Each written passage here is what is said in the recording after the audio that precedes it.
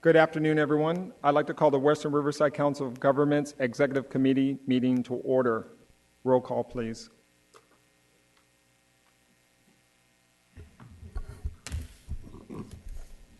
City of Banning. Here. City of Calamasa. Here. City of Canyon Lake. Here.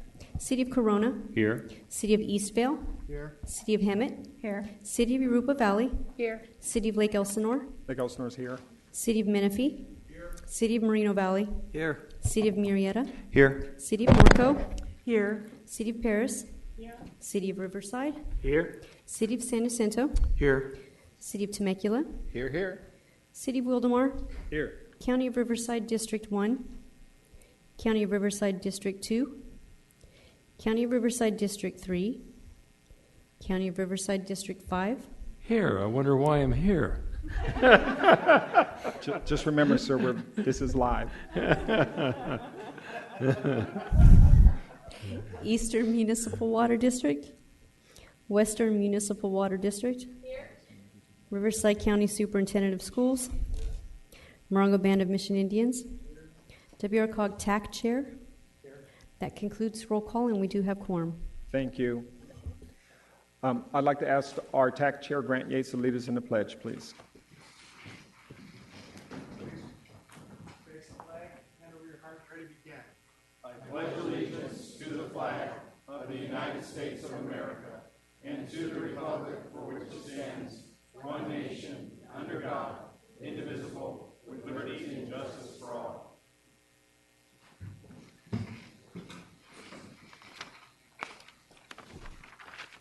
All right, we have a special presentation, and I would ask that if Randy Anstein would join me on the podium, and my City Manager, Grant Yates.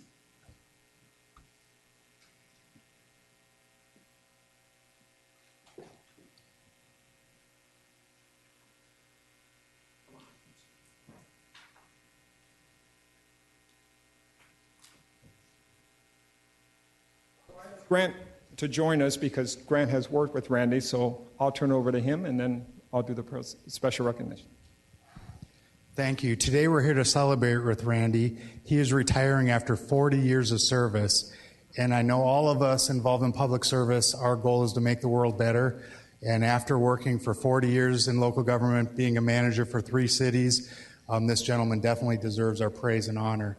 One thing I will say about Randy is every time I had run across him over the years, he always had a smile on his face. He was always the first one to jump in, and he had a servant's heart, and he's a real role model for all of us. So congratulations, enjoy your family, and thank you. Thank you.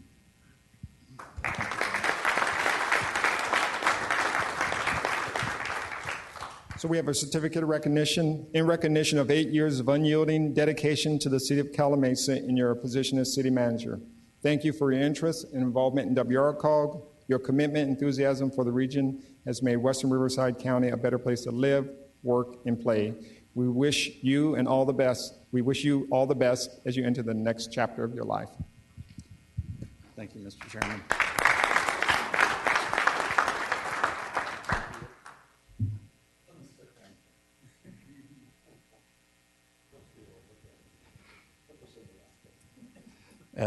This is my opportunity.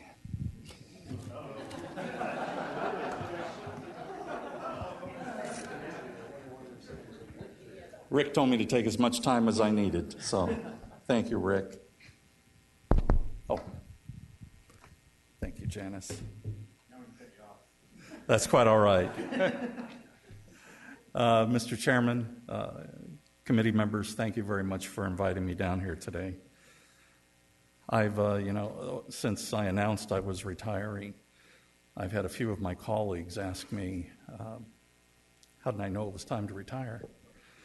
And I told them, well, for me, when I go shopping and half the things in my shopping cart say for fast relief, that was telling me that it was time. Over the past 40 years, I've had the good fortune to work with many talented leaders, both elected and staff, whose dedication to public service has been motivating as well as inspiring to me. During this period of time, I've worked with 4 regional council of governments. Started out with CVAG, Sandbag, Monterey Bay, and the WRCOG. I want to say by far, Rick Bishop and his staff are the most progressive and forward-thinking staff that I've had the privilege of working with over these past 40 years. And that certainly extends to this committee, because without your support, it's extremely difficult for staff to carry out the many successes that the WRCOG has had. Western Riverside County is extremely fortunate to have all of you. Rick and his staff have been an insurmountable assistance to the member organizations, and I thank you, Rick, and I thank your staff for all the support and help that you've given me in my time in Banning and Calamasa. And I certainly want to thank you for this acknowledgement. I want to leave by saying it's been a real pleasure knowing many of you and working with so many of you. And I'll remember you. And hopefully we'll see you out on the golf course. Thank you again, sir. Thank you, sir.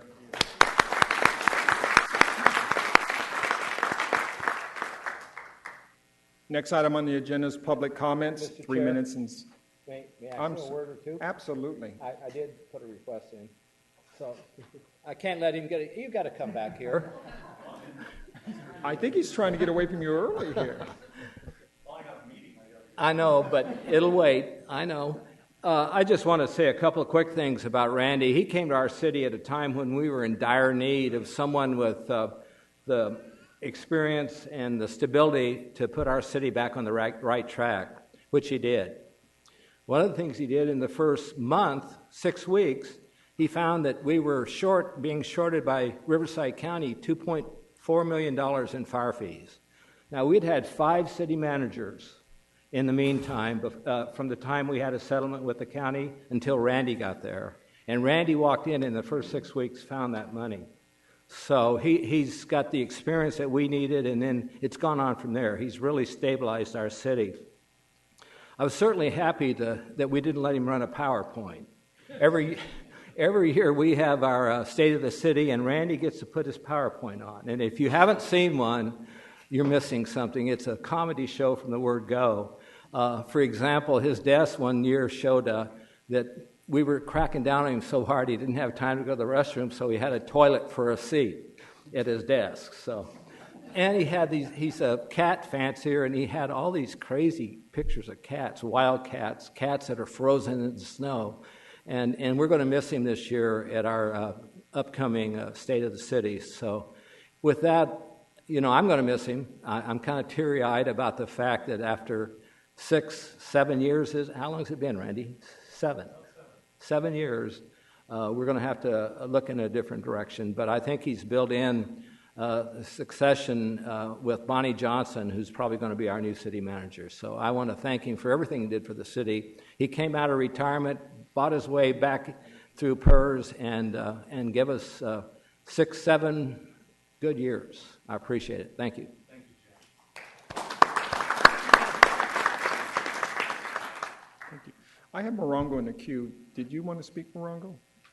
No, I'm good. Oh, that's why you didn't recognize me. Oh, are you pushing the wrong button, huh? Probably, yeah. I'll get rid of it. Yeah. All right, now we're back to public comments, non-agenda items, 3 minutes in length per person. I have 2 people that want to speak. Danielle Coates.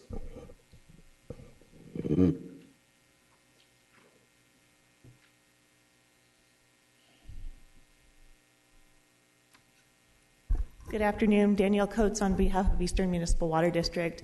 In Director Slauson's absence, I just really quickly wanted to invite you all to a meeting that we are having next Wednesday. We're hosting the Inland Empire Legislative Caucus on Wednesday, August 12th at 9:30 to 10:30. It's going to be a water-centric dialogue. We're going to have an update on the California Water Fix, a more advanced drought update, and then also talk about potential funding for any turf replacement programs. So I hope you will please join us. That's all. Okay, thank you, Ms. Coates. Pardon me, it's at Eastern's headquarters. Thank you. 9:30 to 10:30. Thank you. Thank you. Our next speaker is David Clark.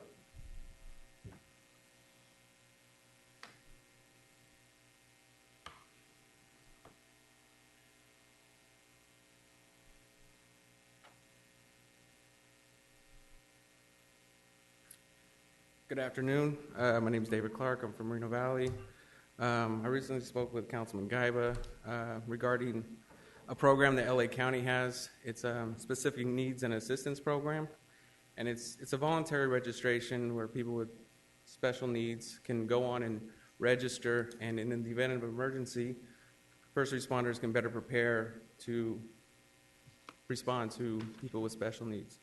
Currently, there's 235,000 approximately in Riverside County, people with special needs. And I'm not aware of any program that we have. It should be a simple database program that LA County runs. So it's just bringing it to your attention. Maybe there's something that you guys as a board can do, and we can move on it. Okay. Thank you. Thank you, Mr. Clark. Next, we have the consent calendar, items 6A through 6I. All items on the consent calendar are done in one motion unless a member of the public or member of this body wants to pull an item. Are there any requests for any of the items? I would like to pull item 6E, and I will take a motion on the rest. Move the balance. A motion, Wildemar. Wildemar and Banning. Second was by Banning. All in favor, please vote.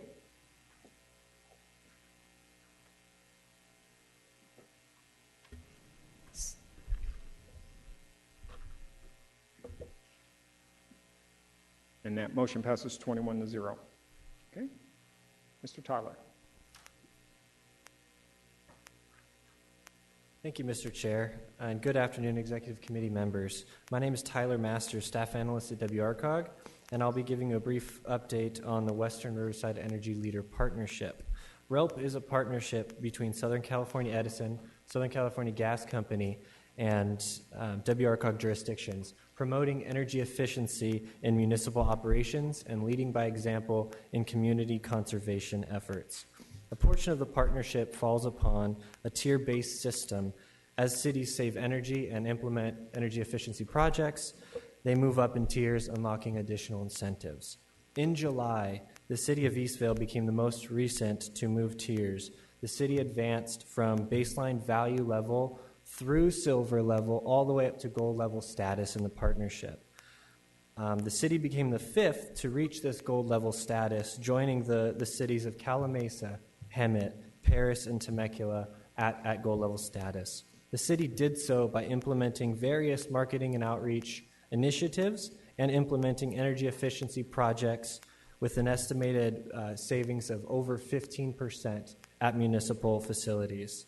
And this was truly an amazing feat, and I would like to applaud the city for this advancement to gold. But with that, that concludes my presentation, Mr. Chair, and I'd be happy to answer any questions. Thank you. I just wanted to pull this to recognize Eastvale, and I don't know if the mayor wanted to say a word or anything, but this is a big deal, and we just want to give kudos to Eastvale and to all your staff. Thank you, and it really is a good program, so I'm really happy on the work they have done, and, thank you. Thank you, sir. And with that, I'll make the motion to approve this item. Second by... It's a receive and file.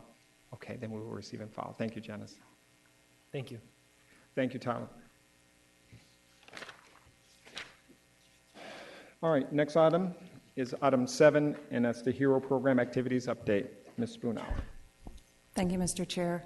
I'm Barbara Spoonhour, Director of Energy and Environmental Programs at WRCOG. The HERO program is a property assessed clean energy program that provides financing to residential and commercial property owners, and then that financing is then paid back through a line item on the property tax. I do have one correction, or a few corrections to my staff report for the requested action number 5, and those corrections are to add the cities of Fireball, Bell Garden for commercial only, San Enesmo, and the County of Marin unincorporated area for listing as accepting as an associate member to WRCOG, and then removing the county of Tehama. The county's actually taken action tomorrow, so they'll be on our next month's agenda. To provide you just with an overview of activities that's been occurring over the past few weeks with the HERO program, using our economic and environmental multipliers, the HERO program for WRCOG and California HERO have saved over 219 gigawatt hours, reduced nearly 60,000 tons of greenhouse gas, and has had an annual economic impact of over $975 million, and has created more than 4,700 jobs. Outside of the normal public hearing and accepting of the new associate members, there is a requested action regarding the levy-in or the placing of the HERO assessment onto the County of Madero's tax roll for next year. I do have Mernal Shaw with BB&K in the audience in case you have any questions regarding the levying of the tax roll. Each year, WRCOG levies the HERO's assessments onto the tax roll. David Tausick and Associates handles the majority of that work associated with the task. For the upcoming year, we are levying in 24 different counties outside of the Riverside County for this upcoming tax year. The County of Madera has required that WRCOG Executive Committee adopt a resolution that includes a listing of the parcels to be included onto the tax roll.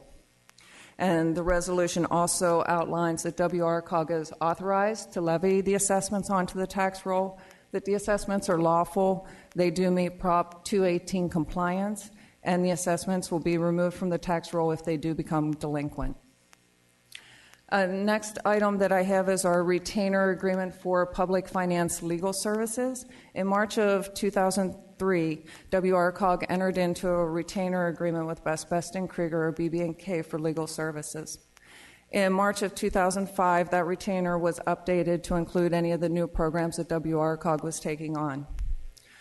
Since the HERO program's been implemented, BB&K has served as WRCOG's bond counsel to the program, and it has been recommended that the retainer agreement again be amended to include public finance legal services. The WRCOG Administration and Finance Committee did receive a report at its July meeting and has recommended to the Executive Committee that to authorize the WRCOG Executive Director to execute the amendment to the retainer agreement for public finance legal services. Over the past few months, WRCOG has heard from the realtor community about the HERO program. The realtor comments can fit into 4 different buckets. These are consumer protections, regulatory scrutiny, FHFA resolution, property value increase claims. WRCOG and Renovate America is the residential funding partner for the HERO program, have been listening to these issues and has been working with the real estate associations to make improvements to the HERO program. Most recently, WRCOG and Renovate America presented to the Inland Gateway Association of Realtors to provide attendees with updates on the improvements that have been made to the program. In addition to the TIGAR meeting, WRCOG and Renovate have been working to partner with the 3 realtor associations in Western Riverside County to meet and discuss the HERO program. That meeting is currently tentatively being scheduled for August 28th. At last month's Executive Committee, I mentioned that Renovate America has now created the HERO Property Advisors group and has a dedicated hotline, 855-CAL-HERO. Just to give you some updates on that, the HERO Property Advisors, or HPA, staff is of experienced realtors, brokers, title, escrow agents. They're familiar with the processes and they're able to provide insight to WRCOG and Renovate America on the issues that the realtor community has talked about. The HPA assists before, during, and after the property transaction through the sale and refinance, title document searches, subordinations, and the payoff process. HPA has also been hosting a number of workshops in the region And here's what they've been covering. The HPA hotline is receiving over 4,000 calls on a monthly basis. We have developed a standalone disclosure page that discusses the transferability of the HERO assessment to the next property owner during the sale or the transferability during the refinancing process. HERO has also launched a HERO Protect program, which will allow the HERO investigation team to help property owners with contractor issues, whether or not those energy and or water projects have been funded by the HERO program. Last year, we eliminated the prepayment penalty. And then when a house goes on the market, we are now sending the preliminary title report to the property owner as well as the listing agent so that they can clearly see that the HERO assessment is listed on the title report. We have also created the ability to subordinate the assessment during the sale and or the refinance process. So the property owner and or listing agent can submit and ask to have the HERO assessment put into the second position and go through that process as a new product that's available to the property owners. In addition to the above, the presentation that they provide gives the real estate community the ability to understand the HERO program, understand how to market a HERO program, what the buying and selling options are now that we have the subordination available, and give them the ability to ask questions. Here's just a quick listing of some of the realtor outreach events that we do have coming up for the month of August. In addition, we've also been doing general outreach. On August 6th, we will be meeting with the governor's office to discuss the drought and how the HERO program can assist in having additional water conservation projects completed, not only in Western Riverside, but statewide. On August 11th, we will be meeting with the lead lobbyist for the California Association of Realtors, or CAR, to provide an update on the improvements that we've done to the program and to talk to them about the HERO program. On August 20th, we'll be presenting to the CAR Government Affairs Directors in Temecula and providing them, again, with some more updates on the improvements that have been made to the HERO program. On August 27th, we will be hosting at Renovate America in San Diego Lunch and Learn for the Executive Committee members and jurisdictional staff. And it's the opportunity for cities to go down and visit with Renovate America, tour their facility, and learn more about the HERO program. You'll be receiving an invitation from Rick shortly that will provide the details. And then on August 28th, as I mentioned earlier, we have tentatively scheduled to meet with the 3 realtor associations in Western Riverside County.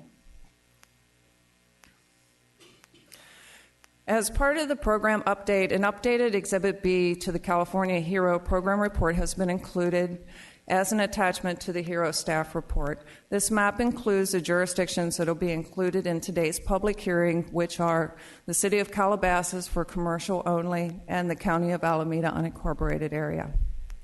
Once the public hearing is concluded, I will be asking that the Executive Committee adopt Resolution 27-15 formalizing these 2 jurisdictions into the program. I will also be asking the Executive Committee to continue the public hearing for the cities of Huron, Madera, Patterson, Seaside, and the counties of Del Norte and Humboldt unincorporated areas until September 14, 2015.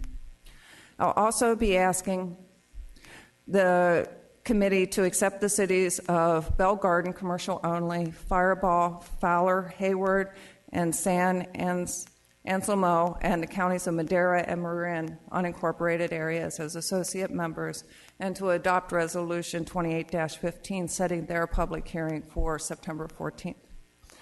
I will also be asking that we adopt Resolution 29-15 of the HERO assessment on the will allow for the HERO assessments to be placed on the tax roll for the County of Madera.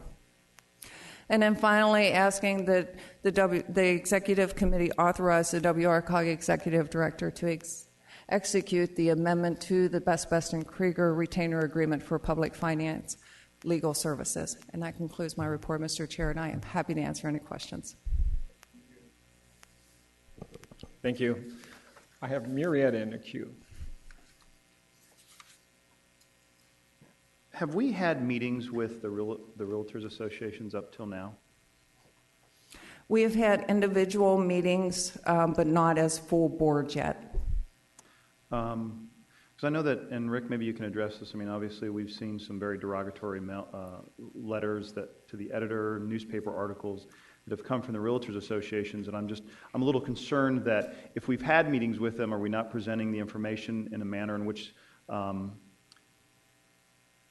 I don't say that they understand. I mean, obviously, they're understanding it. I mean, is the communication there so that we're not losing out on something? Because this is stuff that I believe, my understanding was that many of the concerns that have been stated, we've resolved the issue. And so is it that they don't believe us? Is it that we haven't communicated to them in a timely fashion? And I'm just trying to get some understanding on that.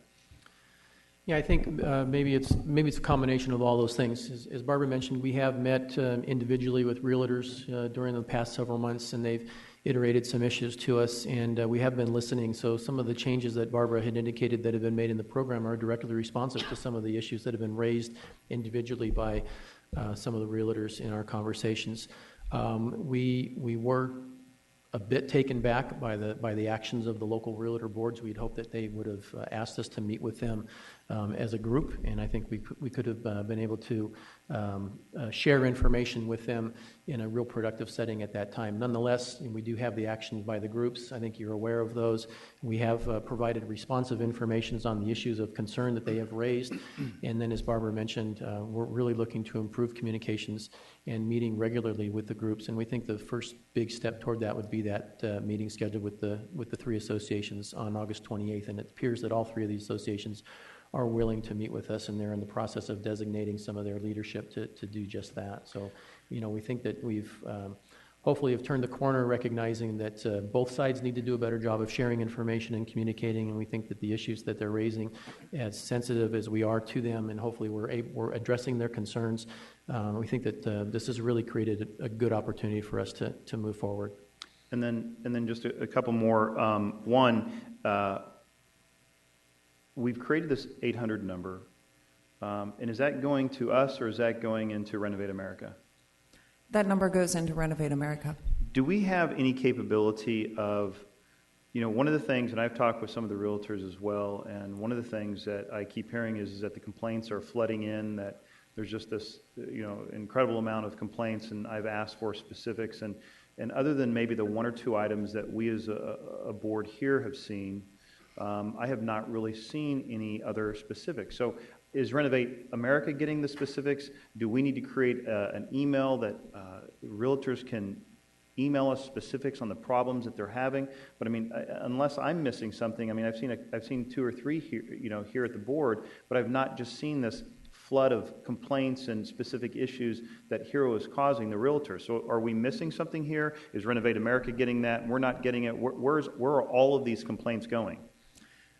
Yeah, we're in daily communication with Renovate, and I think they have the same issues that we do. It's one thing to hear when people have concerns about the program, but it's absolutely impossible to follow up without details. And so, for example, when we hear about a customer who feels like they've been mistreated by a contractor, well, the only way we can act on it, and we will act on it, is if we get specific information. We're very willing to do that and happy to do that, but a lot of times we hear a very generic complaint and then we ask for details and none are provided. It really creates a dead end from the start, and there's not much we can do for it. So both WRCOG and Renovate are very interested in hearing any issue that arises, but again, the only time we can follow up is if we have enough details to follow up. And then the last question I have, in the letter, one of the letters that was written, they talked about the district attorney being involved in a meeting, and the Realtors Association made it sound as if the DA was investigating the HERO program. My understanding was that's not correct at all. Correct, and that was unfortunate that it was even reported that way, but it is what it is. The DA did attend that meeting, and our staff for the DA did attend that meeting. That was an IVAR meeting that was several weeks ago, and their interest was just learning more about the program. Quite frankly, they said they don't know a whole lot about the program, but they had received some complaints about contractors, and so they were there to learn more about that. So they were very definitive in the fact that they wanted to, take a look at that particular issue, but in no way were they making a generic statement otherwise that they were looking at the HERO program itself. Okay. Thank you very much. And I just want to say, Brandon, the Tiger meeting I attended, and myself, Ben, and Debbie were going to attend the meeting with the board on the 28th. And I appreciate that, because what I'm really looking for is that there seems to be a lot of communication coming out with, and as I said earlier, I spoke with some of the realtors, and I want to make sure that we are being sensitive and responsive to their concerns, but I also want to make sure that this is not just a bunch of, I want to make sure that if there's going to be complaints coming in, that there's some specifics, because we can't resolve issues if all we hear are, this is bad things are happening. Well, we can't respond to that. And so I want to make sure that we're working with them, that we're being responsive with them. We're all elected officials in communities where these real estate groups are operating, but we need to make sure that we are communicating in both ways and making sure that we're getting that information so that we can address it, as quickly, as we need to. So thank you very much. Okay. Next speaker, Norkel. My question just definitely segues into this conversation, and thank you, Mr. Chair. I just wanted to ask more specifically, because I received so many emails from realtors in the Tigar area, which is Norco, Corona. There's so many there. And if you could give me, any one of you that were there, just a brief update on how that meeting went at Tigar, and did it end up with any sort of, did we make any headway in a positive way at that meeting? And if we didn't, did we learn from it, and how I could respond from our perspective to some of the realtors that may be contacting me after that meeting? I can talk to a couple of things. One of the major issues that the realtors raised was the issue of proper notification on the transferability of the loans. And so that had been kind of a long-standing concern from some of the realtors. The Tigar meeting, which was held on July 24th, gave us an opportunity to again provide this responsive information and indicate that we had directed Renovate to revise the language to make it much more clear, to make it stand out among a lot of the other disclosures. It was shared with the group that was there. Probably more than 100 folks were there from the real estate community, and the feedback we got from them, at least those that provided feedback, was very positive. And so we were very happy with that. Just to give you an idea, we heard during some of the questions, and we took all the questions and are developing a method to respond to everyone that we received in written form. But we had one or two folks talk about the phone calls, the phone bank calls that come in over and over and over again. And so we listened to that, and we directed Renovate just last week to no longer allow the telemarketing practices for the HERO program that are in place. And so they're conveying that information out to the contractor base here in Riverside County, and so we expect that by next week that will end. Although you never can definitively say that's the case, but that's a practice that we put an end to. So I think overall it was good that we were there. I was there on a panel, and I presented the background as to why we got involved in this. The job creation side of it, the empowering of the citizens to lower their utility bills, so on and so forth. J.P. McNeil from Renovate America was also there, and he shared a number of the initiatives that they have undertaken at our direction. So I think overall it was a really good session for us to have both ways, for them to hear information that we've provided in terms of being responsive to them, but also to have them there to recognize that their input is still desired and necessary, and that sort of sets the stage for the meeting with the three boards that we'll be having later this month.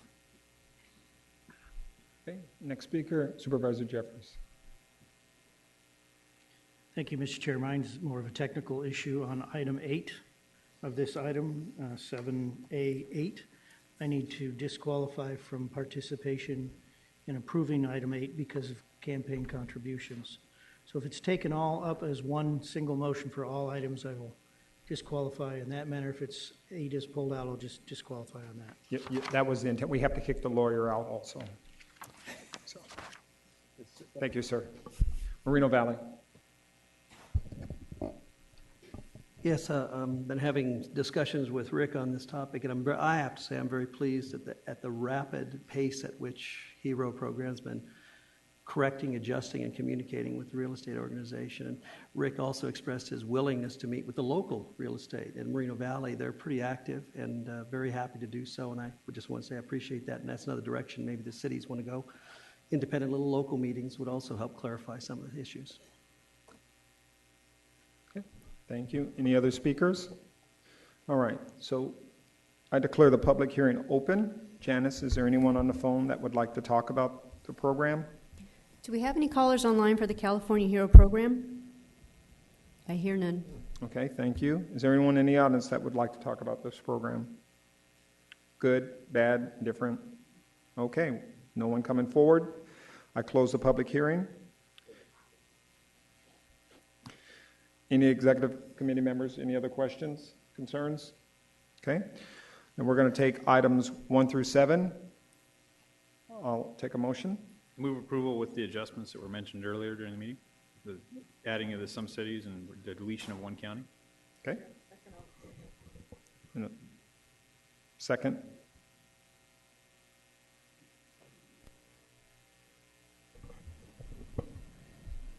I'm sorry, was the city of Banning who seconded? Emmett. Thank I you. think we got him at Eastville, and we got a lot of seconds. Okay. Please vote.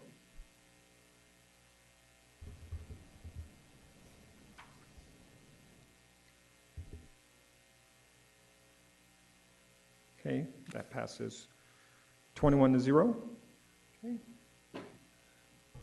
All right, I will entertain a motion for item number 8. Got a motion by Banning, second. Moreno Valley. Sir. Anyone else need to leave? All right, did I get a second? Second. Thank you, Murietta. Please vote. The longer on these seconds, the longer we have to be here, folks.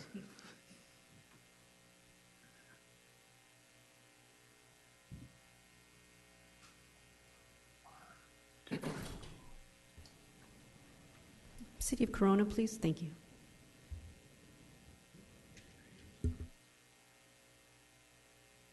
Okay, that passes with 18 and 1 abstention. Thank you. Thank you. Our next item, 7B, report from the League of Cities, California Cities. Ms. Sassy.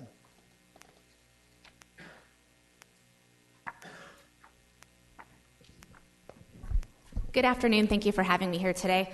Before I go into my legislative update, I just wanted to bring up a couple of calendar items. For those of you that were able to make our last division meeting in Lake Elsinore, thank you very much. I think it was a great night. We had fun at the baseball game, so thank you to the City of Lake Elsinore for hosting us. On August 11th, we have our end-of-session legislative webinar. It is from 9:30 to 11. For those of you that haven't signed up, I want to encourage all of you to do so. It should be a good preview of what we should expect when the legislature returns from their summer recess on August 17th. And then also we have our annual conference taking place September 30th through October 2nd in San Jose. If you have not registered yet, I want to encourage you to do so, as hotel rooms do book up pretty fast. We will have our next division meeting that Friday at breakfast, where we will be electing our new executive committee members for the following year. We have our second vice president spot open, 3 members from the East, 3 members from the West, and 2 alternate members open for election, as well as our division director, which represents our division on the statewide league board. So if any of you have any interest in serving in one of those positions, please let me know as soon as possible. Our nominating committee will be making some recommendations, and like I said, we will be voting on those positions on October 2nd. And then lastly, just to get it on your calendars, our annual golf tournament will be October 12th at Tuckwet in Beaumont. So please, for all of you that are golfers or not golfers, just please come out and make sure you're showing our support for this event. It is very important for our area.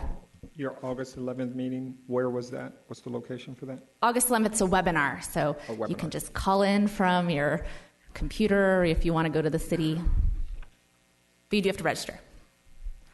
All right, with that, I did want to talk to you about a transportation proposal that is moving forward, and I will apologize in advance that I will probably be a little bit of a broken record on this because it is something that's very important right now. The governor called a special session on transportation infrastructure. That will be taking place. Really, it'll be heated up once we come back from recess, but the efforts are already underway. This did start a little bit earlier this year with various transportation proposals, one of which was the Senator Bell bill that I know the League was supporting. But basically, according to a new report that was released on July 31st, California has some of the worst pavement conditions in the nation. The same report found that the condition of California's pothole-filled roads puts California among the states with the highest nation costs for car maintenance. It's projected that it's about $600 per person per year, and I know that based on where you are, that number does increase. The backlog for our transportation infrastructure funding is incredibly significant. There's really not enough money to fix these needs, so we're really hoping that this special session can at least provide some sort of maintenance, infrastructure financing to help us move forward and fix a lot of our problems that we're experiencing, especially here in the Inland Empire. The League has been working with a broad coalition. It's called Fix Our Roads. The coalition includes CSAC, CalChamber, CBIA, Association General Contractors, CalCog, Granite Construction, ICSC, NAOP, among several other organizations. And what this coalition is doing is we're advocating for 7 principles. Now, mind you, I just want to say that a lot of the principles are a little bit vague. The specifics do still have to be worked out, which is what's going to be taking place when the legislators come back. So, the level of detail is probably not quite what you would want at this point, but know that we're all at the table, and this is going to be an ongoing negotiation. So the 7 principles are to make a significant investment in transportation infrastructure, focus on maintaining and rehabilitating the current system, an equal split between the state and local governments, raise revenues across a broad range of options, so not just one funding source. We want the money to come from several funding sources. Invest a portion of the diesel tax and or cap and trade revenue to high priority goods movement projects. Strong accountability requirements to protect the taxpayers' investments. This would include a constitutional protection as well as many other safeguards for this funding.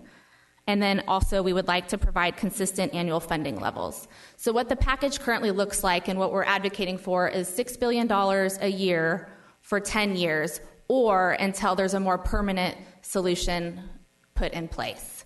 And how the division of this money that we are advocating for is an equal split between the state and local governments. So given that the state would get $3 billion and local governments would get $3 billion, we've projected that in Riverside County, our cities could receive up to $76 million a year. And I do have a breakdown of what we're projecting each city to receive, if any of you would like to see that. It's pretty significant for many of the cities. So the one point that I really want to stress is that the governor is going to get some money for his projects one way or the other. So really what it comes down to is will local government be included in this package? And that's something that is our priority. We want to make sure that we get that equal funding and it doesn't just go to the state. So what I'm looking for at this point is we need all of our cities to pass resolutions of support. And I know that this could be a little bit challenging for some of your cities, but it's really going to come down to, do you want some funding or not?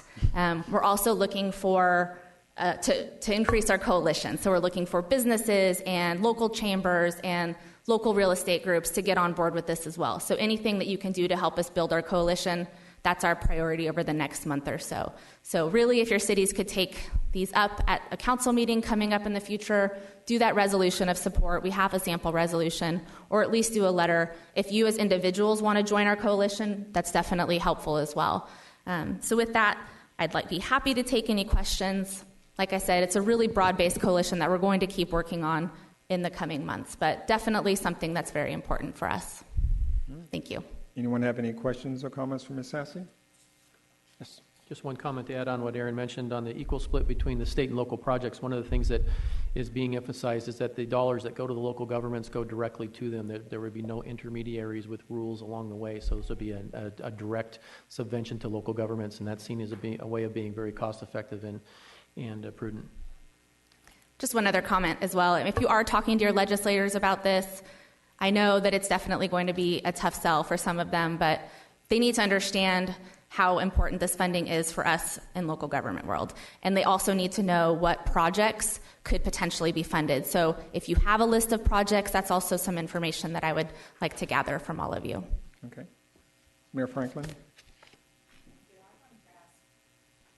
Thank you. I wanted to ask if you could go ahead and send us a sample resolution as well as the list of what the breakdown would be for each city. That would help us as we try to convince our partners to help out. Definitely. Thank you. Okay. Any other questions or comments? Thank you, Ms. Sassy. Thank you.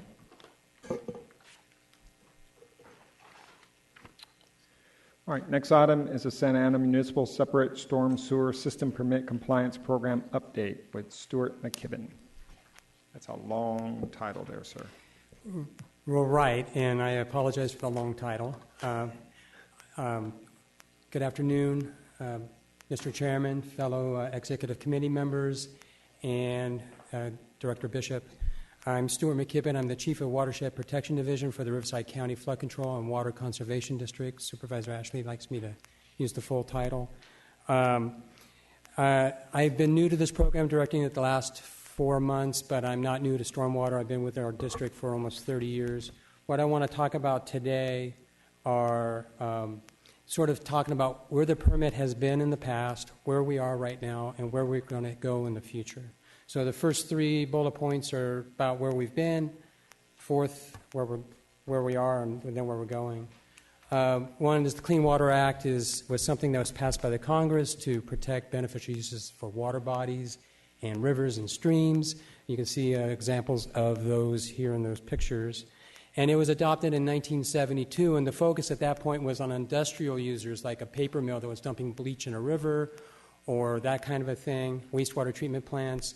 And then in 1987, the realization came to Congress is that a lot of bad runoff, bad water comes off urban areas and comes out of our channels and storm drains. And so they amended the act at that time to include that. That required permits from all of the agencies, all the jurisdictions, in order to outlet into waters of the United States. And we've been enrolled in permits since 1990 ourselves. So this is a program that's been around for 25 years. It's not something that just jumped out of the bushes. I also like the picture at the very bottom there because I thought it was an urban myth that a river caught fire, but that's it in Ohio. So the Federal Clean Water Act, enacted by Congress, it's administered by EPA. They delegated down to the state water control boards, and they pass regulations on construction permits, on industrial permits, also on pesticide and herbicide use. In fact, they have some regulations that are up for comment right now on industrial. And then they delegated in turn to the regional boards for these water that comes out of channels into our waters of the United States. And that's where we where I come in, or where our district comes in, is that we're the lead permittee for all of the cities in the unincorporated county for this permit with the regional board. So the regional board writes a permit, we negotiate it with them, and we work together with our co-permittees to implement it. WRCOG has actually 2, not just Santa Ana, but it has 2 watersheds that it covers. In Northwest Riverside County, it's the Santa Ana Regional Board that was in our title here, and in the southwest corner is the San Diego Regional Water Quality Control Board that regulates that. Most everything in the northwest goes to Prado Dam and Santa Ana River, and the stuff in the southwest goes to Santa Margarita River and eventually makes its way to the Pacific Ocean through Camp Pendleton. So what do you get for your compliance? What do we have to do for that permit? Well, we have to do all these things that you see in these handy pictures here. We have to try to improve water quality. And so far, it's been a lot of soft stuff, which has been public education and monitoring and that kind of thing. That program still, for soft stuff, costs a lot of money. Here's our total program costs that we just went with a benefit assessment last month to our Board of Supervisors that was adopted. You can see that the total program cost in Santa Ana is $5.6 million, and the benefit assessment only generates $2.3 million because it's been Prop 218 hampered, so it's been the same for like 20 years. And there's a shortfall that's made up by the counties and the cities and our district as well. So we all contribute to try to cover these regional costs. But there's also local costs, too, like street sweeping that your cities have to cover, or inspecting construction sites by your inspectors, and the cities have to cover that. Currently, what's going on in the Santa Ana region and in Santa Margarita are some impaired water bodies. The first one we see is Lake Elsinore Canyon Lake. That's been ongoing. Some of our members here is excess nutrients. So we've been running, there's been an aeration system that's been run by Elsinore Valley Water District to try to get oxygen into Lake Elsinore to help improve the nutrients or make less nutrients. And then also there's been some treatments in Canyon Lake for alum that costs money, and it's had some success, hopefully better. Santa Ana River, we have bacteria issues. They were worse. They've made a lot of progress in eliminating human bacteria getting into the system and causing the swimmers that you see there in the river from getting sick, and that's still ongoing. And then there's an emerging issue at the Santa Margarita with a lagoon right at the Pacific Ocean where they have some algae. Like it only covers about an acre, but it has that has to be addressed, and that's being studied now about what's the best way to go about doing that. The permits themselves, they expire every 5 years. The Santa Ana permit, that expired in January. It is being rewritten now. Right now, they're focusing on writing the portion that covers the impaired water bodies that I just showed you in the previous slide. Canyon Lake, Lake Elsinore, Middle Santa Ana River, and also Big Bear. The other issue is they want to combine us with San Bernardino to have a regional permit. So that's some contention there. And then in Santa Margarita, that permit expires in November, but all seems to be it's pretty much ironed out. The regional permit with Orange County and San Diego was adopted in 2013, and now we'll just simply enroll into it. We got some negotiation with them to read us out of trying to do a lot of stuff in just 2 years, but so that's where we are. But this is why I'm really here, is to talk about the future, where we're going. This is what I think as a body you need to hear about. There's a lot going on. We've got, water quality is an issue, water supply is an issue, drought is an issue. So there's this gigantic perfect storm, if you will, of interest in water in California. And the state board's been taking the lead on that, and they've drafted this implementation strategy plan that you can read here. My tongue will get tied trying to read it.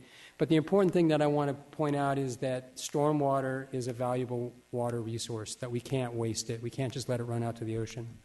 And so they want the regional boards to incorporate into their permits ways to capture stormwater. That's the main thing. Here, with the flood control district or flood control and water conservation district, we've already been doing that. In this little map here, you see 2 yellow areas. That's where we've been not only doing flood control plans, but also including water quality facilities as well as groundwater recharge facilities. The one on the right is in West Esther Hot Springs, and the one on the left is Lakeland Village area and Lake Elsinore.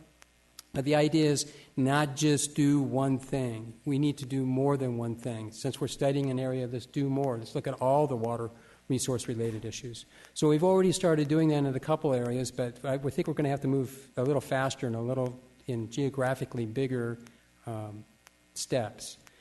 The other thing that we're doing is we're working with partners, our stakeholders. We've been working for 10 years with the city of San Jacinto on a project to build a setback levee out just north of town there. We've been working a couple years with the Lake Hemet Municipal Water District.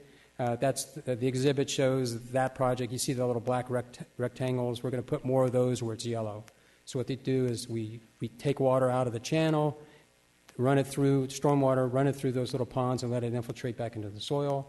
And then Beaumont Cherry Valley, we've been developing a partnership in the last year, really, last 6 months, to have a water recharge project. And what we discovered is that if we joined all these projects together into one, now we have multi-benefits, not just one thing, but multi-benefits that we can sell to the regional board. And we discovered that by having multi-benefits and multi-users or multi-partners, here's water districts, flood control districts, municipalities, the funding gates opened up. In the last Prop 84 grant funding round with SAPA, the district, as the lead, we were named lead, received $5 million to spend on those 3 projects. So there's an opportunity here if we take this approach to get more money from the state. So it's an exciting thing. But now get back to the permits is the San Diego board, who governs the Santa Margarita region, have come up with this new idea, kind of copying what Los Angeles does, which is letting the locals decide what are the priorities in your watershed. What's important to you? What are the conditions of concern? Oh, a lot of erosion or pollutants, whether it's nutrients. We can decide for ourselves what's important and prioritize that. Then all we have to do is come up with goals for, well, if we have, we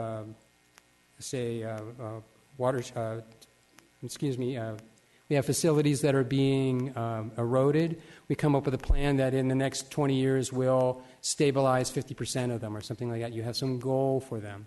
Then what you also have to do is create a plan. So you have to have a plan.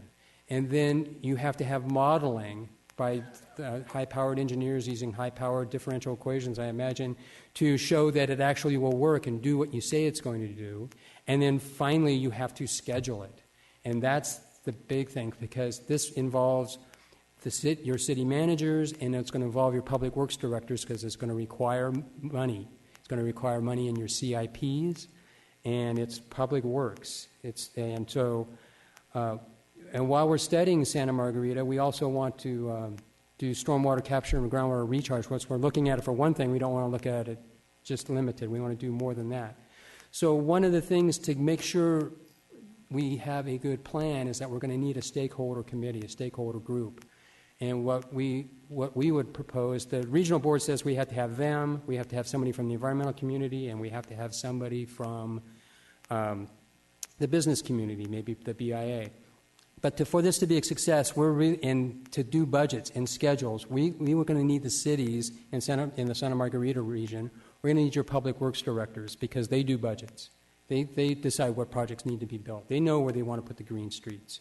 So that's an important thing that we need to do. And then for the groundwater recharge, if we're going to do that, we need to have our friends from Eastern and Western and also Rancho California Water District be part of the stakeholder committee, because flood control can't just go off into a corner and cobble up a plan and then jump out of the bushes with it.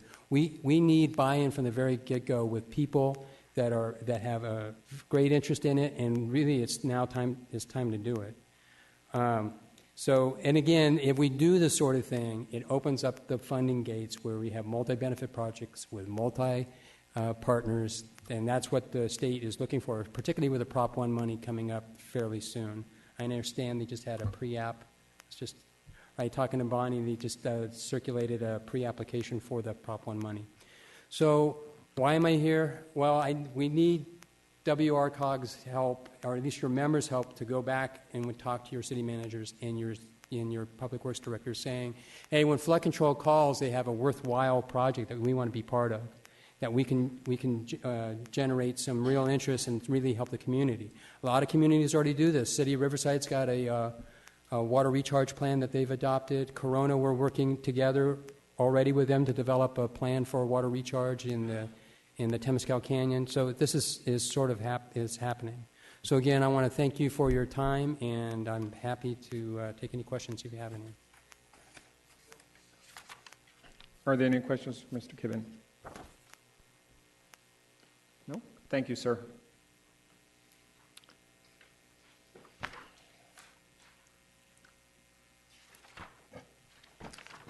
All right.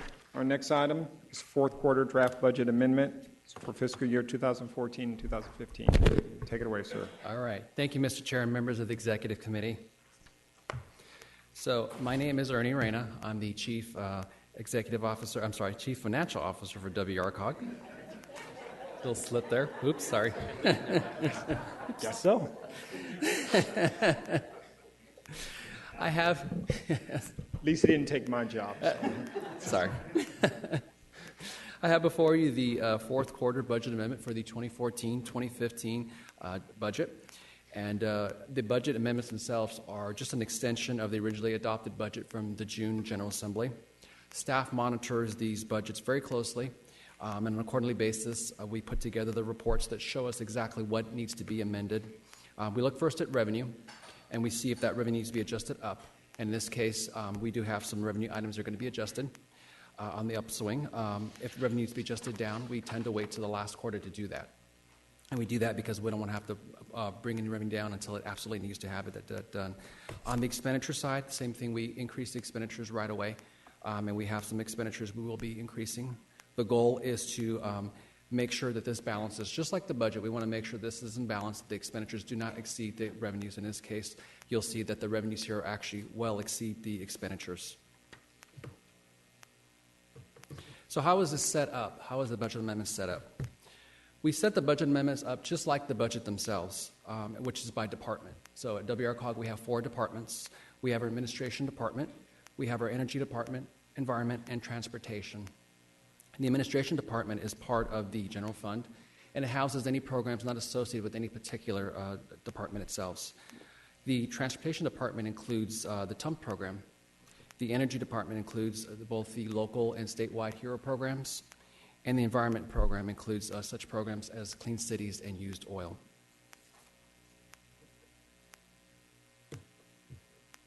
So why are we bringing these amendments to you today? I'm going to go department by department, give you an overview of how we're doing in each one of those to show you where we're at. First, in the administration department, there is no net change. There is a decrease in revenue this particular department, but it's offset by a decrease in expenditures, so the net effect of it is no change at all. In the transportation department, revenue is actually being increased due to a larger than anticipated amount of revenue, and that amount is about $400,000 we're adding to revenue. On the energy side, the statewide HERO program, again, is experiencing a higher than anticipated amount of revenue, so we're actually increasing revenue by $1.4 million. And lastly, in our environmental department, we're going to be decreasing revenue by $40,000, and that's just due to the timing of when we receive some revenue monies from the grants themselves. So the requested action today that we're looking for is just to approve the 4th quarter draft budget amendment for fiscal year 2014-2015. And with that, Mr. Chair, I'll be happy to take any questions. Murrieta moves. Thank you. Do we have any questions? Okay, we have a motion by Murrieta and a second by Paris. Please vote.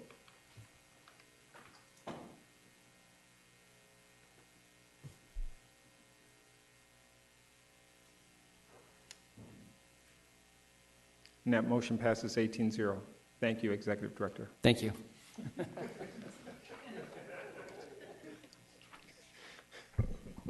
Guess the guy that handles the money can call himself anything he wants. So, anyway, thank you, Ernie. All right, item number 7, conclusion of internship. Thank you, Mr. Chair. My name is Jennifer Ward. I'm a program manager here at WRCOG. Good afternoon, members of the committee. I want to introduce you to Diane Orr, who has been working with WRCOG for just under a year now and has been a huge asset to WRCOG staff and our committees in expanding our role in the Healthy Communities area, which has been an exciting new venture for WRCOG. So at this point, I'm going to turn it over to Diane to have her share her experience at WRCOG.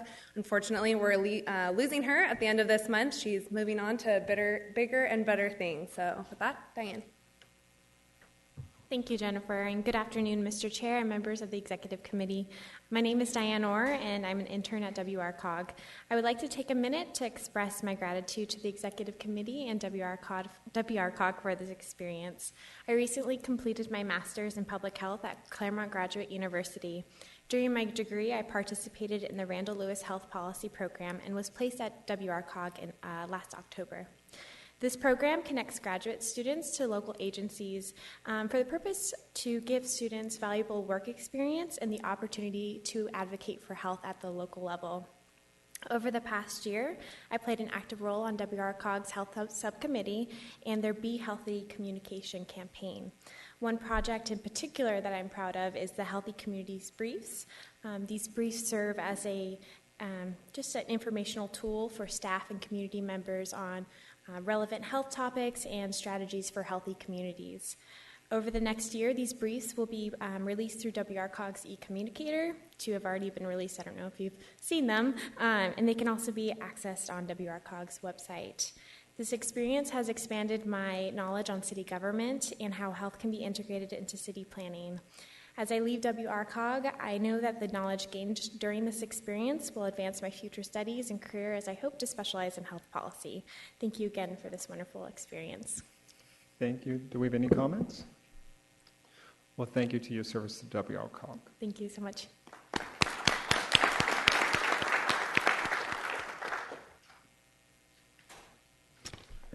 All right, our next item is item 7F.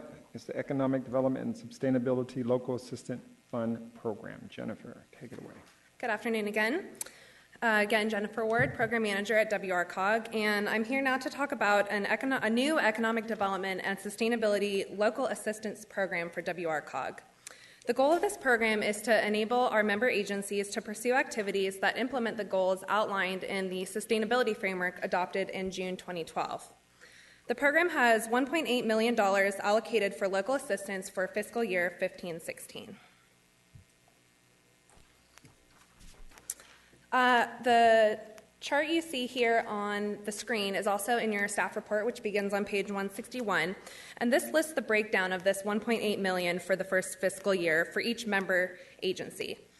The Sustainability Framework, which can be found on our website under the Community tab, was the result of a 2-year visioning exercise with WRCOG's members.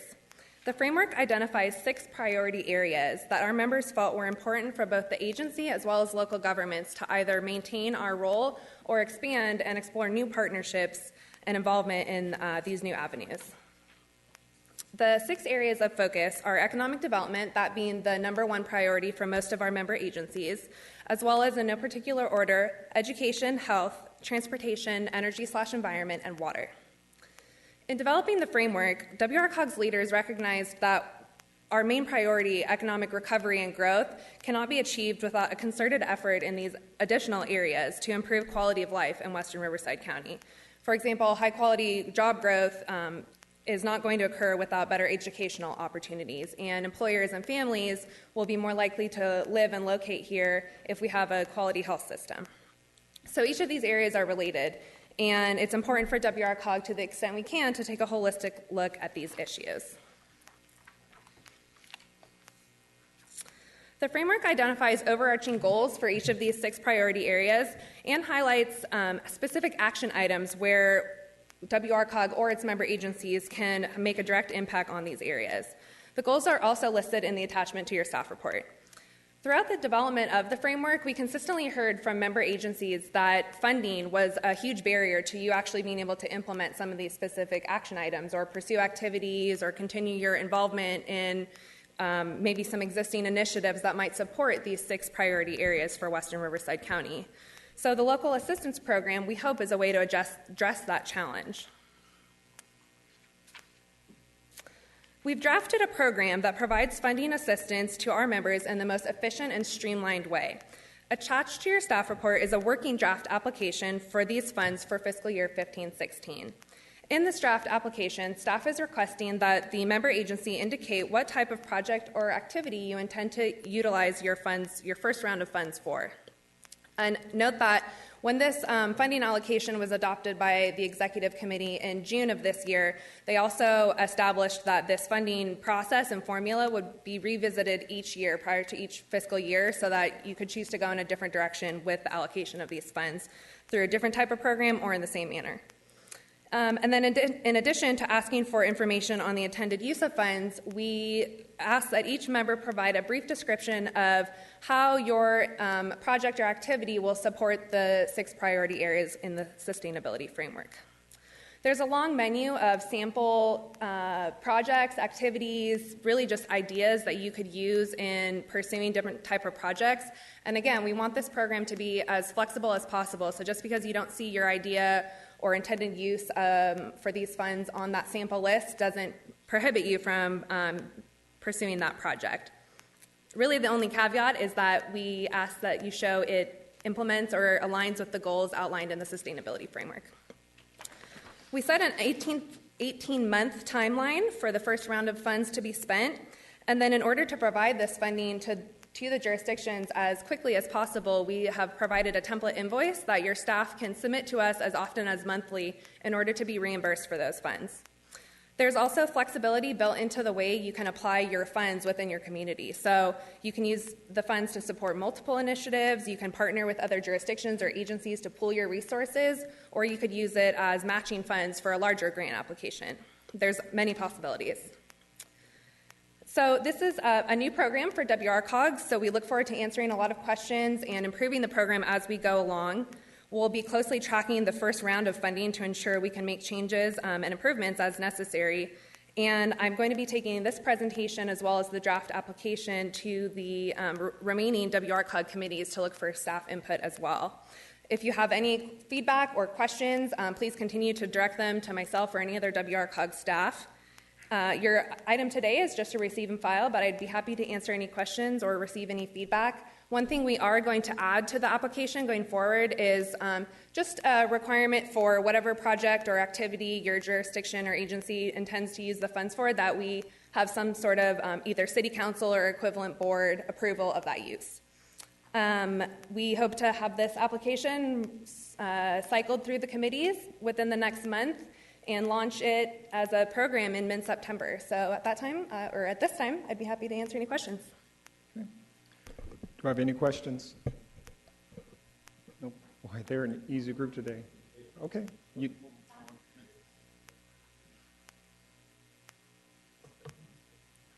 Just quickly, being that I am where I come from, what type of, have you come to the conclusion yet of what type of reporting requirements, if any, there's going to be for those of us that would take advantage, well, I'm sure everybody would take advantage of this, but what type of reporting requirements would be required of us? Sure. So we've included in the draft application not just asking you to describe what you intend to use the funds for, but also maybe what your expected deliverables or what the funding is going to result in. With the invoices, we'll just request some sort of backup material to show how your expenditures are occurring. And then something we would like to do at the conclusion of this first round is have kind of like a convening of all of the members to either share what they've used the funds for, or perhaps a presentation at this committee, some type of way to recognize each of the members on what you've used this funding for. So we are, again, not trying to make it a burdensome process for the member agencies and a lot of reports to fill out, but just kind of monitor and track the implementation and application of these funds as we go forward. Thank you.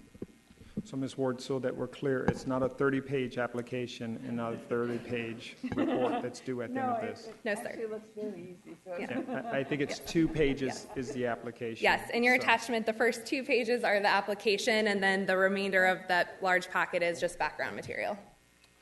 And I think our city manager would like easy, right? 1 page, okay. Okay, thank you, Ms. Ward. Thank you. Too good to be true. We like it.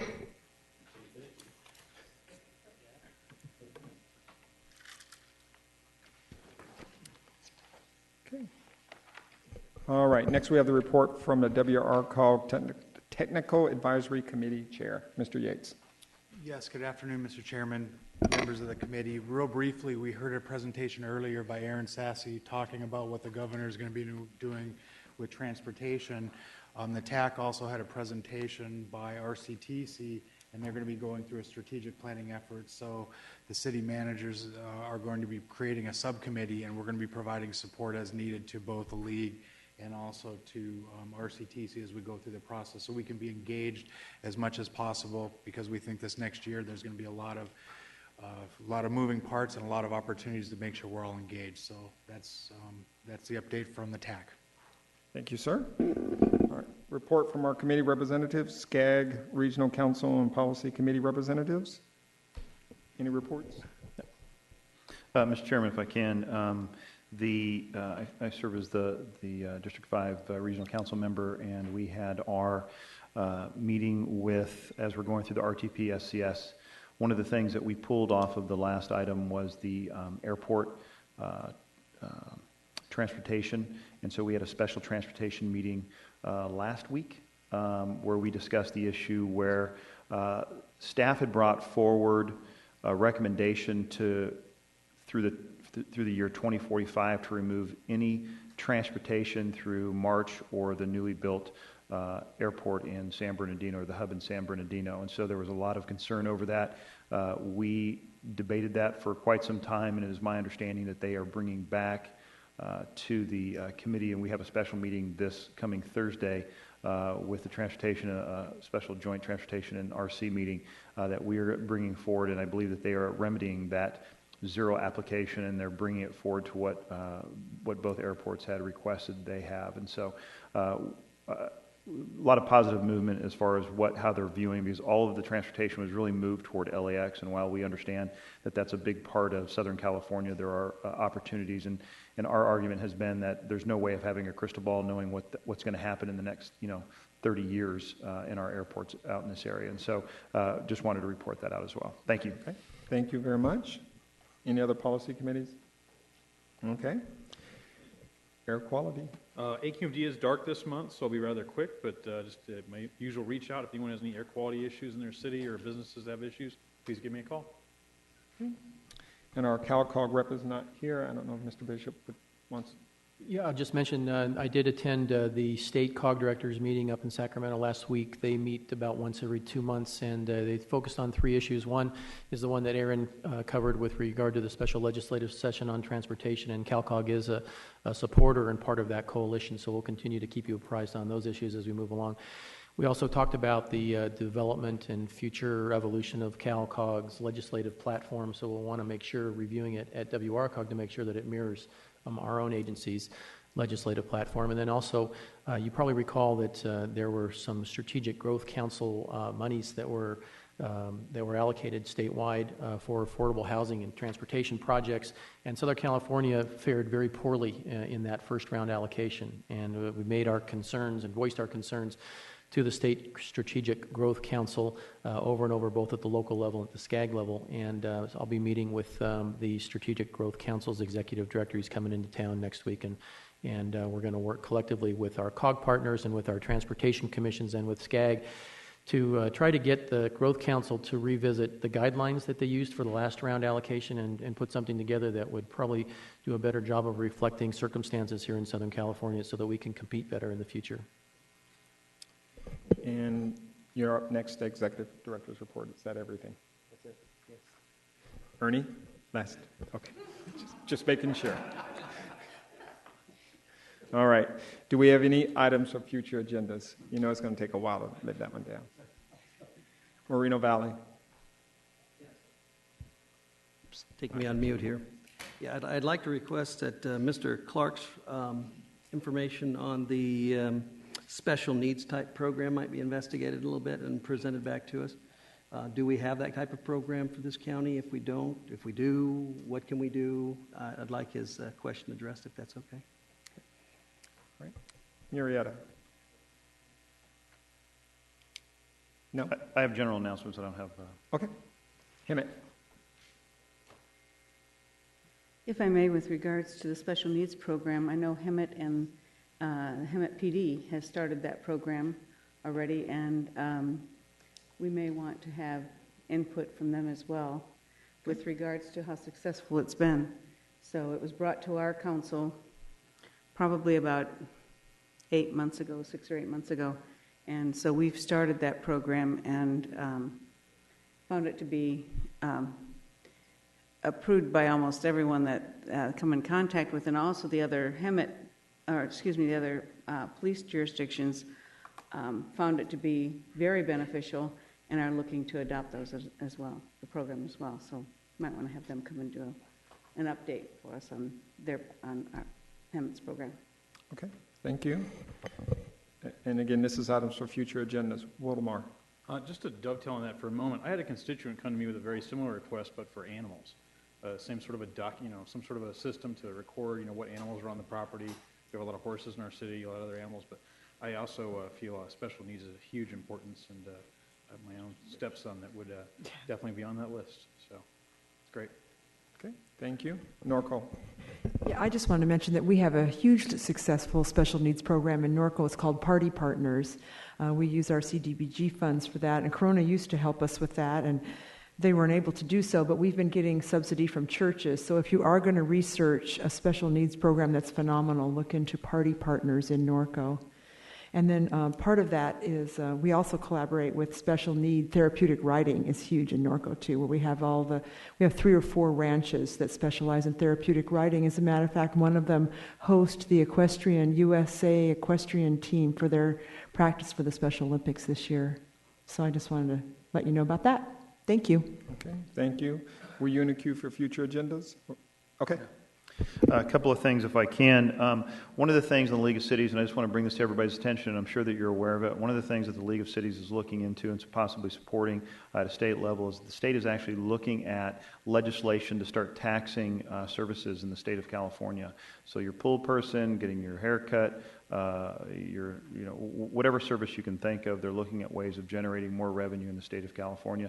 They've argued that if we look at Texas taxes all of their services. My argument has been, well, Texas doesn't have a state income tax, so it's comparing apples and oranges.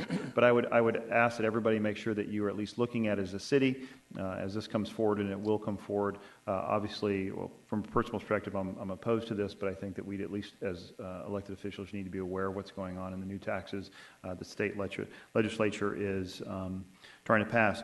Secondly, on a positive note, I will say that Murrieta Pony Baseball won the Pony World Series over the weekend, so we were very proud of them. And on a serious note, and while it happens a lot, Murrieta was hit with a young man who played football for Murrieta Valley High School. Very talented young man, took his life over the weekend. He was a junior in high school. And so I would just ask that you just keep his family and him and our community in your prayers as a lot of kids deal with a lot of issues, but this one hit really close to home. So thank you. Thank you. Temecula, you were in the queue. Mr. Chair, just as it relates to special needs, if you contact our city, we have a whole human services department dedicated to special needs, and I think you'll find a wealth of information. In fact, I'm proud to say Lake Elsinore City Manager Grant Yates helped me establish about 4 or 5 years ago the Southwest Riverside Autism Task Force, and many people who are here today have colleagues who sat on that task force. We did some great work, did a resource guide, and I'm hoping everybody will bring the resources they have in their own cities, and we'll add it to the guide. And then you can take that guide and distribute it to your cities, and that way we're all communicating. Lots of good stuff being done in all of the county as it relates to special needs. Okay, thank you. Are there any more general announcements? I just have one on August 12th. The Admin and Finance meeting was, I think, originally canceled. We are going to have that meeting on August 12th at 1200. Oh, one more, Moreno Valley. Didn't know we were in general announcements, but I took a 2-hour tour over at the new re-improved University Hospital. This is probably good for Miriam's side. He's going to want to chime in on it, I very much hope. But when I spoke with Kim Trone and I asked her, what involvement we have with WRCOG, because that's one of our frameworks, is the health and the healthy communities, she wasn't sure if there was anything involved with us, and that's why I said Mary might want to jump in. And if there isn't anything directly, I would highly recommend, after that tour, that hospital is the best kept secret in Moreno Valley, because they have some of the most outstanding care in a variety of areas that I think the community needs to know exists. And with the future expansion, and I know you're going to jump in on it, so I'm hoping you will help me out with this, it would be very beneficial for WRCOG and maybe our executive teams to take a visit with them and see how and what we can do to partner with that hospital. There's a lot going on. We're really in transition with the hospital. We had a hospital, as you know, that was losing $4 million a month a couple of years ago, and the board took a very controversial action at the time, and we spent money to save money. We spent $26 million to bring in some experts to tell us what to do. We implemented their plans. Now the hospital has made up all those losses. We actually made $41 million last year so far. Probably going to end up the year better. We expect to do that good going forward, but we're going to do well. And plus, we have 32 acres of land that we're developing around the hospital, which is going to create a lot of high-paying jobs and really take the hospital to a new level. And it has long been one of the best hospitals in the area, and it's much better now. It's always they did a wonderful job in the medical services, but it was very inefficient. Now it's efficient and getting better all the time. Great management team. And we've completely integrated all our health services together. And I think it's worthwhile, maybe sometime later in the year, to ask the county of Zara Serafian, who's the head of our entire health system, he or a member of his team, to come brief us on what's been going on, because it's really dynamic. And one of the largest employers, they're by far the largest employer in Moreno Valley. Jobs that average very high, and it's going to grow, really fast. And actually, it doesn't just serve Moreno Valley; it serves the whole county, but particularly the western part of the county. So thank you for bringing that up. But there's really a lot of good news going out there. But we'd like to come to tell you about that later in the year. Thank you, sir. Okay. Murrieta. One last thing. Under the guise of Bring Your Kids to Work Day, I'd like to recognize my 2 young boys who have sat in the front through this entire meeting, so well behaved, and I hope you've enjoyed the entertainment you've gotten out of them being on the big screen as I have. So they deserve ice cream after this. Thank you. All right. We have one item for closed session. Sir? Yes, we have an item to discuss potential initiation of litigation for one potential case. We will be having that in this room. Just stay in your seats.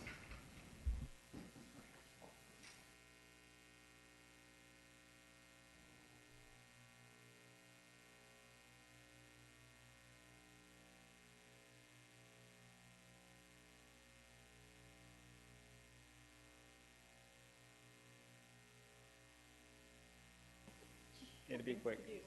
Thank you.